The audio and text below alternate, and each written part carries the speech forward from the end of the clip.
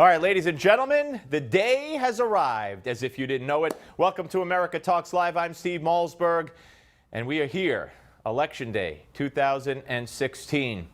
And all day, really for the past few weeks, but all day today, everybody I've seen in the office, out of the office. So what's going to happen? What do you think? What do you think? If I had a bet, I'd look at every national poll except the Investors Business Daily, which has Trump up by 2, and the LA Times poll, which has Trump up by 4 or 5. And I'd say every single national poll has Hillary up. Real Clear average, as of today, ticked up to over 3%. I mean, these are numbers that, that signify someone's going to win based on those numbers. So if I had a bet, I guess I'd put I'd put my money on Hillary, because I'd be foolish not to look at the science and the numbers. Now, I know the polls are rigged to a great extent with the oversampled and undersampled. I know that. And having said everything I just said, I look at state by state by state by state, and I see that state by state by state by state, Trump is within reach or leading or slightly ahead or slightly behind and could win this election. And what does it depend on? Turnout. It depends on turnout. We've heard that before.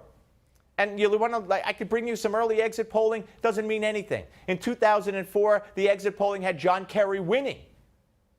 All the exit polling. John Kerry was going to win that election. And, of course, the opposite happened. So I don't trust when I hear that in North Carolina, millennials and blacks way down. I don't know if that's a ploy by the Democrats and the media to motivate blacks and millennials to come out. Oh, we do need you after all. I don't know. I have no idea. So these early numbers, these exit poll numbers, to me mean nothing, because I don't trust them. I don't trust them. All I know is what I know. And there's a poll out there today that was done yesterday by Pulse Opinion Research that shows that 51% of Hispanics back deportation and want immigration cut in half in this country. Now, if that's a real poll, then Donald Trump could be in better shape than the polls would indicate, especially when it comes to, oh, huge Hispanic turnout here, huge Hispanic turnout there. Right away, you assume that's anti-Trump. If this poll is correct, and I got to tell you, I speak to more and more Hispanics, and they're voting Trump. Now, in New York and New Jersey, it doesn't mean anything, because he's not going to win New York and New Jersey. But in battleground states, it's going to mean a lot. So I don't know.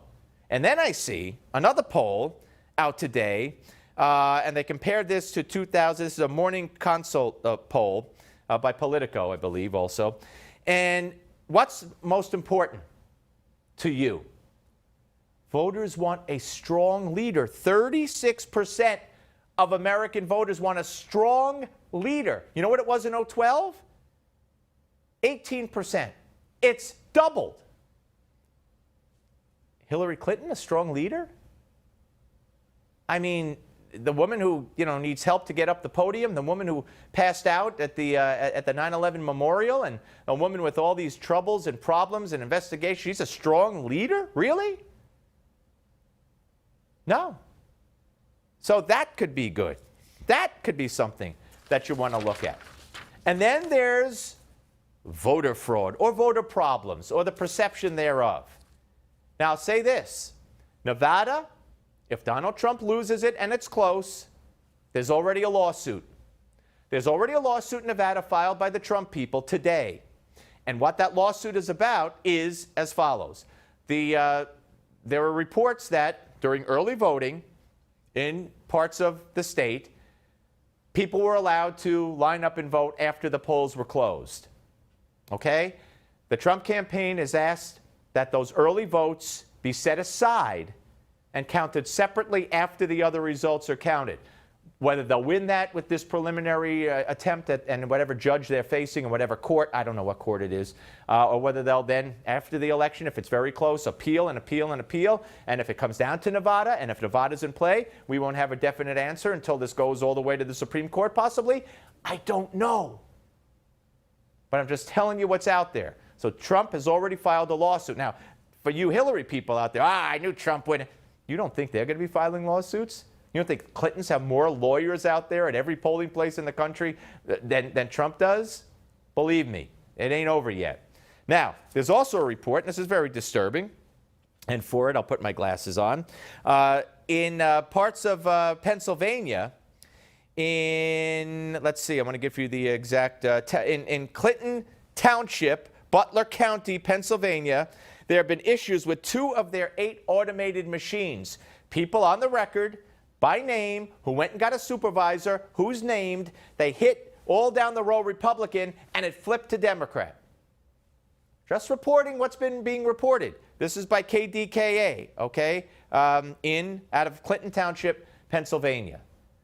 So Pennsylvania certainly is going to be a key. And if we have evidence of voting machines being malfunctioning in that manner, that could be something that's in play. Which is why you look back and Donald Trump was very smart not to have said, oh, sure, if I lose, absolutely, I'll congratulate Hillary Clinton. What, give up your legal challenges? Then they'll get on him for saying if he had made that pledge, oh, you pledged and now you're lying. So you can't win. So, again, I don't know. I don't know. I do know that Donald Trump has mobilized something and touched something and started something in this country, and he's right. If the FBI and the Justice Department aren't going to hold Hillary Clinton accountable, only we, the voters, can. And I think that was a resonating, resounding message in the waning days of this campaign. So all I could say is, get out and vote. Get out and vote. I don't know what's going to happen. Nobody knows what's going to happen. Carter, people thought Carter was going to win. Look what happened. People thought Kerry was going to win. Look what happened. Romney thought he was going to win on the day of the election. Look what happened. So get out there and vote and prove this phony, feckless, pathetic excuse for a media which is dead. There is no media. There is no media in the sense of a fair, impartial news media. I don't pretend to be impartial. I'm paid to give you my opinions, and that's what I do. I'm not impartial. But when Politico's writers and the New York Times writers and CNBC's reporters and CNN's people pretend to be impartial, and then they write John Podesta and say, oh, Mr. Podesta, can I do better for you, sir? And we find out about it. There is no media. So don't believe anything you hear from these people. Don't believe it. Get out and vote. Now, we're going to be here at Newsmax TV throughout the night. The official election coverage starts, I believe, at 6. I'll be back with another show at 5, and then on and off throughout the night here until we know what's happened, okay? Uma, now that she's been cleared by the FBI for having all of her emails, 650,000 of them, appearing on her pervert husband's computer, which is no crime, here she is. Look at this picture. She's back in Hillary's groove. That's a New York groove, you know, a little parody there. There she is, looking adoringly at Hillary, the president-to-be, the lady in waiting. Isn't that wonderful? So cute, so adorable. Guess she got tired of taking care of her son for the few days that she was back taking care of her son. All right, we have a lot more to show you here, too. This is Hillary last night. Get ready to shed a tear. I regret deeply how angry the tone of the campaign became.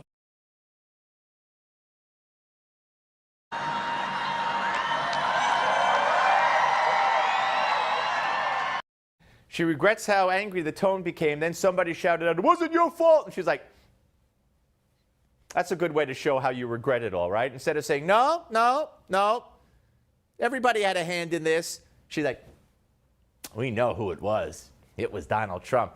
And so she regrets how angry the tone of the campaign became. You just heard her say that, right? But listen to what she said earlier in that day. After he has insulted everyone, more than half the population, by the way, immigrants, African Americans, Latinos, POWs, Muslims, women. He then launches an attack on our democracy, refusing to say whether or not he would accept the outcome of the election. Well, let's show tomorrow there will be no question about the outcome of this election. So she trashes Trump. And by the way, she's the only one who said that 50% of Americans are a basket full of deplorables, okay? Trump never said that. She said it, but of course that's what they do. They make believe, and turn it around, and the media will never call them on it. But so she's trashing Trump, and then I so regret the tone this campaign has taken. Are you kidding me? And then there's I don't even know what to call him anymore. The liar in chief, the disgrace in chief, the divider in chief, the demagogue in chief, the race baiter in chief. You pick one or all of the above. And here was Obama yesterday. You cannot just stick Hillary with Republicans in Congress who are already promising even more unprecedented dysfunction in Washington. That would be hard to do, but they're promising it. More shutdowns, more obstruction. Years of hearings and investigation.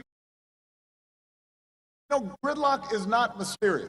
It's not something that happens because both sides are being equally unreasonable. It has been a stated Republican strategy since I took office. And the only way to break it is to make those who engage in it pay a price.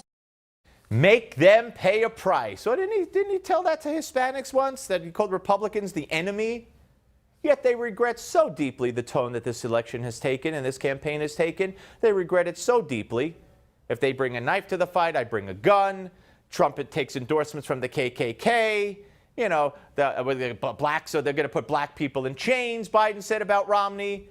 They regret so deeply the tone the campaign has taken because they're such good people. They're such loving people. They just want to bring people together. That's all they want to do.